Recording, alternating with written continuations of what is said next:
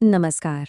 आज के इस खास विश्लेषण में हम एक ऐसे देश की बात करने वाले हैं जिसकी पहचान दशकों से एकदम शांतिप्रिय और टेक्नोलॉजी के मामले में सबसे आगे रहने वाले देश की रही है। मतलब, जब भी हम जापान के बारे में सोचते हैं तो दिमाग में क्या आता है? शांति, विकास और गजब की टेक्नोलॉजी, है ना?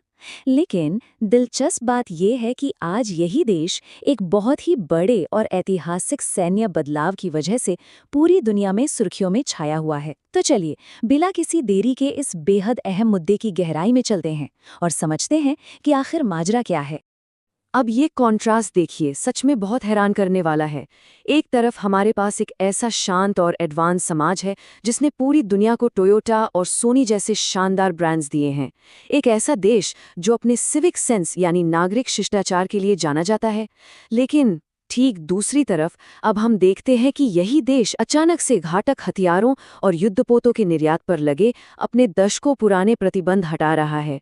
सोचने वाली बात है कि एकदम से ऐसा क्या हुआ जो इतना बड़ा बदलाव देखने को मिल रहा है। खैर, इसे सही से समझने के लिए हमें थोड़ा पीछे इतिहास के पन्नों को पलटना होगा। खंड 1। द्वितीय विश्व युद्ध और जापान का वो काला इतिहास। जब हम जापान के अतीत की बात करते हैं तो वो आज की तस्वीर से बिल्कुल अलग था।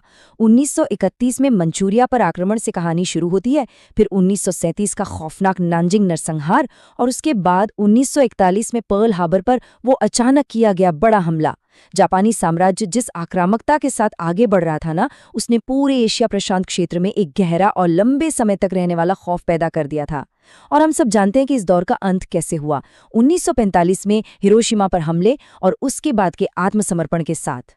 इस क्रूर दौर के जो ऐतिहासिक दस्तावेज हैं वो यूनिट 731 नाम की एक यूनिट का जिक्र करते हैं, और सच कहूं तो इसके बारे में पढ़ना भी थोड़ा विचलित कर देता है।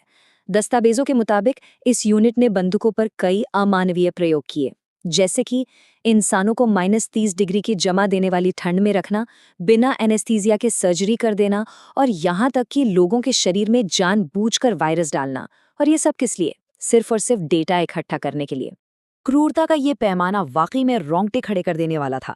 2018 की गार्डियन और डेली मेल की रिपोर्ट्स इस बात की पुष्टि करती हैं कि 3000 से भी ज्यादा कैदियों पर ऐसे अमानवीय प्रयोग किए गए। युद्ध अपराधों का ये स्तर इतना भयानक था कि इसके बाद दुनिया भर में एक बहुत बड़े बदलाव की जरूरत महसूस की गई। पूरी दुनिया को मिलकर ये तय करना था कि सैन्य शक्ति का ऐसा खौफनाक इस्तेमाल इतिहास में दोबारा कभी ना हो। और यहीं से शुरुआत होती है भाग 2 की, शांतिवाद के 80 साल। युद्ध के उस विनाश के बाद जापान की एक बिल्कुल